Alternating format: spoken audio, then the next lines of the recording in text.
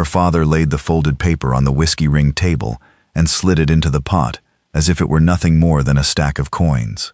Sadie Mercer stood at the foot of the saloon stairs and felt the floor tilt under her, because she had seen his hand before, and she knew the words written on that paper without needing to read them. He had lost the freight wagon, and the mules and the deed to the two-room house at the edge of Faro Bend. Now, drunk and desperate and out of everything a man could lay down, he had written her name. "One more hand," Amos Mercer said, and his voice had the wet shine of a man past reason. "My daughter's keep. She cooks, she mends, she reads a ledger better than any clerk. A year of her labor against the pot. That squares us, Rel." The man across the table did not answer right away. Sadie had noticed him when she came down to fetch her father home, the way a body notices weather coming. Gus Rel, the gambler folks in Faro Bend spoke of in lowered voices, a lean man in a dark coat with a scar cutting pale through one eyebrow. He had a stillness the other players lacked. He did not sweat, did not fidget, did not reach too soon for his cards. He looked at the folded paper a long moment, and then he looked up, past the lamplight, and found Sadie standing on the stairs with her shawl clutched at her throat. "That paper got a person's name on it?" Rel asked. "Got my mark and my word," Amos said. "Legal enough. She's of age and she does as I say." "I do as I choose," Sadie said. Her voice came out steadier than her knees. The room had gone quiet, the piano man lifting his hands from the keys. Every eye turned to her, and she made herself stand straight under them, though shame burned up her neck like a grass fire. "And I want no part of this table." "Sit down, girl," her father hissed. She did not sit. She held the gambler's gaze, and something in it surprised her. Not the hunger she expected, not the greed of a man about to win a woman for the price of a card. Something colder and quieter, aimed not at her, but at the man who had wagered her. Rel set his cards face down. "Deal it," he said softly. The hand took no more than a minute, though to Sadie it stretched long as a winter. Cards whispered across the felt. Her father's breath came fast and shallow. When the last card fell, and the players laid their hands open, a groan went around the table, and Amos Mercer's face collapsed like a barn in a flood. Rel had 3 queens and a pair of 8s. He reached out with 2 fingers and drew the pot toward him, the coins, the crumpled bills, and the folded paper with Sadie's name on it. "There it is," someone muttered. "Won himself a wife and never spent a dollar." Sadie's stomach turned. She had heard the stories, and she had watched hard men take what a card gave them. She lifted her chin and waited for the gambler to name what he'd claimed. Rel stood. He was taller than she'd judged, and he picked up the folded paper and crossed the sawdust floor to where she stood on the stairs. Up close, the scar through his brow was old and silvered, and his eyes were the gray of river ice, and tired in a way that had nothing to do with the late hour. "Miss Mercer," he said, quiet enough that only she could hear, "I'm going to ask you to walk outside with me. Not because that paper says I can. Because I've a thing to give you, and I'd rather not do it in front of this crowd. You can say no. You say no, I'll leave you be, and you'll not see me again." She studied him. A woman raised by Amos Mercer learned young to read the weather in a man's face, to know the difference between the calm before a blow and the calm of a man with nothing to prove. This was the second kind. She nodded once, and she followed him out onto the plank porch, where the night air came cool off the sage, and the town lay dark under a scatter of hard white stars. Rel held up the paper between them. "You know what this is," he said. "I know what my father made it. Then watch." He drew a match from his coat, struck it on the porch rail, and touched the flame to the corner of the folded note. It caught and curled, the writing browning and blackening, her name eating itself into ash. He held it until the fire near reached his fingers, then let the last of it fall and ground the ember under his boot heel. "There's no note," he said. "There's no year of labor. There's no debt on you.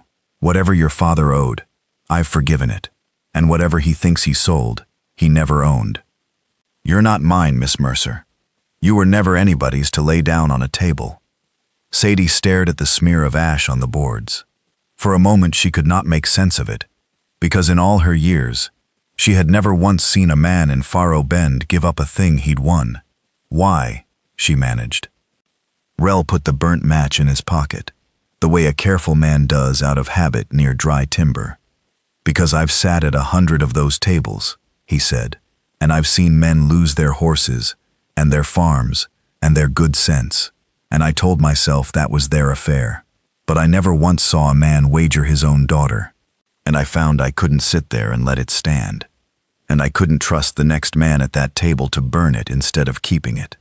He looked at her steadily. That's all. You owe me nothing. I'd take it kindly if you'd let me walk you home. But if you'd rather go alone, I'll understand that too. She let him walk her home, not because she feared the dark. She'd walked Faro Bend streets alone since she was 12, but because she wanted to hear him talk, and because the burning of that paper had loosened something in her chest that had been clenched so long she'd forgotten it could ease. They walked slow. He told her, without her asking, that he was done with the tables, that he'd sat down tonight to win back a friend's watch from a card sharp, and had stayed only because he'd seen her father start to lose bad. He told her he had a piece of land north of town, a half-built house and a good spring, that he'd bought 2 years back meaning to quit the gambling life, and had never quite found the nerve. He did not tell it like a man courting. He told it like a man setting down a load. At her father's dark door she stopped. He'll wake sober and mean, she said. He'll say you cheated him.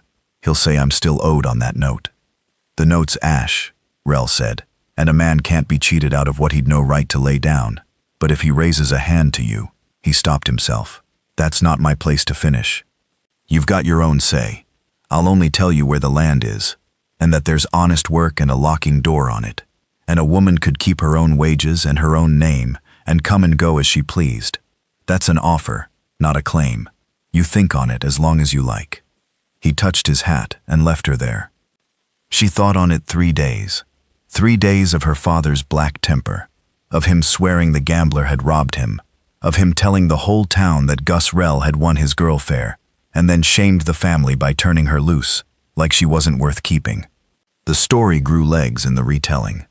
By the second day, the women at the well had it that the gambler found the Mercer girl wanting, and had thrown her back like an undersized fish, and they looked at Sadie with a pity that stung worse than scorn.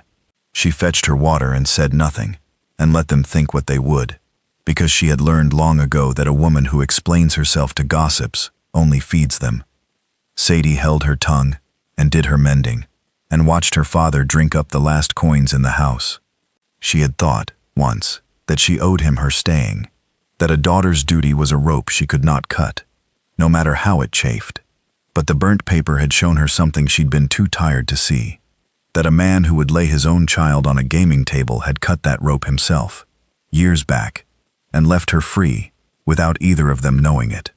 On the third night, when he raised his hand to her over a burnt supper, she caught his wrist before it fell. No more, she said. Not ever again. She packed a carpet bag that night, her mother's Bible, 2 dresses, a tin of buttons, the sewing kit that was the only thing in the house truly hers. At first light, she walked north out of Faro Bend along the wagon road, and she found the land where he'd said it would be. A half-built house on a rise above a spring that ran clear and cold, and Gus Rel mending fence in the gray morning, with his coat off and his sleeves rolled. He saw her coming, and set down his tools, and did not smile, the way a man smiles when he thinks he's won something. He waited, hat in hand, for her to speak first. I've come for the work, Sadie said. Not for you. I'll cook, and I'll keep the books, and I'll earn my own wage, and I'll have that locking door you spoke of. And if I find I've misjudged you, I'll be gone before you wake. That's fair, Gus said. That's more than fair. There's a room framed on the north side. I'll hang the door and put a bolt on it today. And he did. She watched him hang it, and fit the bolt, and hand her the only key.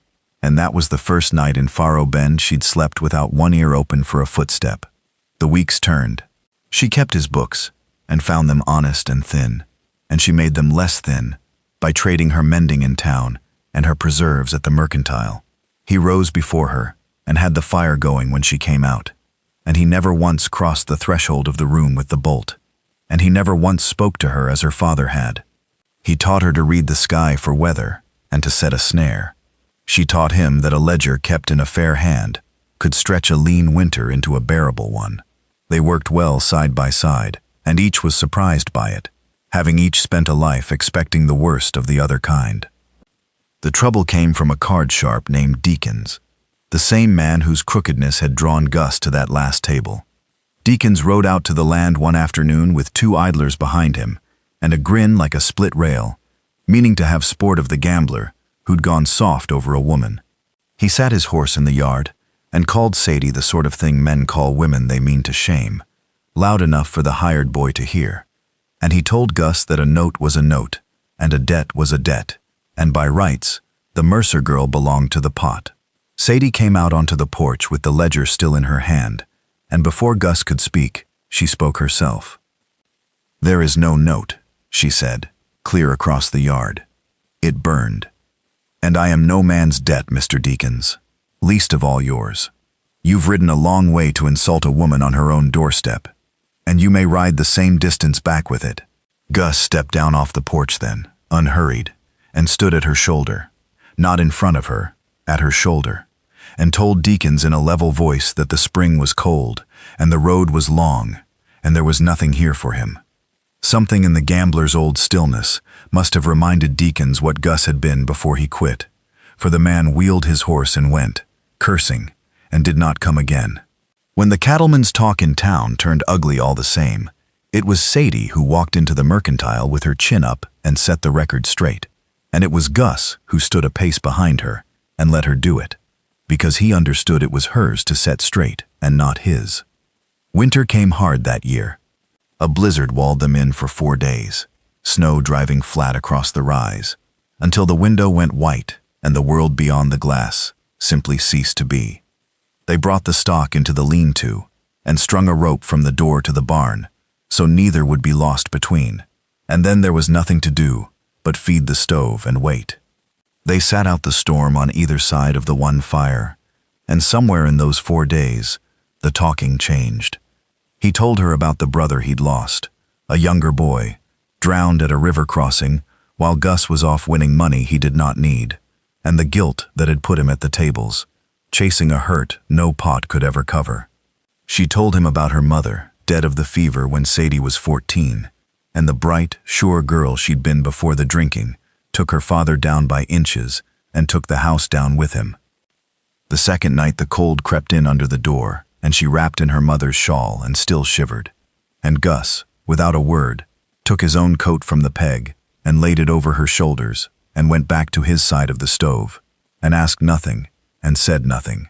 It was the smallest thing. It was the kindest thing anyone had done for her in years, precisely because he wanted nothing back for it. On the 4th night the wind dropped, and the stars came out cold and enormous over the drifted snow, and she found she did not go to the bolted room. She sat by the stove with her shoulder near his coat still about her, and neither of them named it, and neither of them needed to. Her father came in the spring, sober and worn thin, hat in his shaking hands, to say what a proud man says only when the drink has finally frightened him off it. Sadie met him on the porch. She did not let him inside. That was her right, and she took it.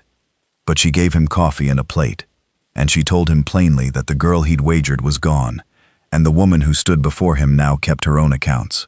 Amos wept, and it was Gus who walked him back to the wagon and told him, without heat, that he could come at Christmas if he came sober, and no other time.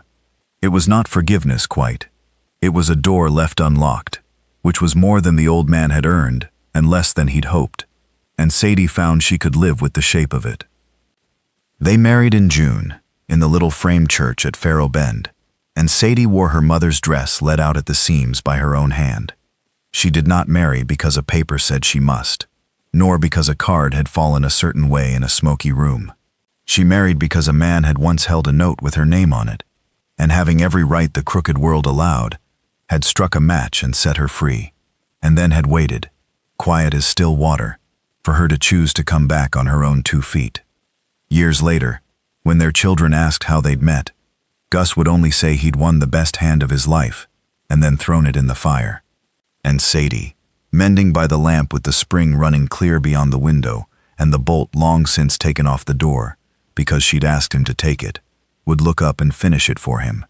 That a man who'd give away his winnings to set a stranger free was the one man in the territory worth the keeping, and that she had kept him, gladly, of her own free will, every day since.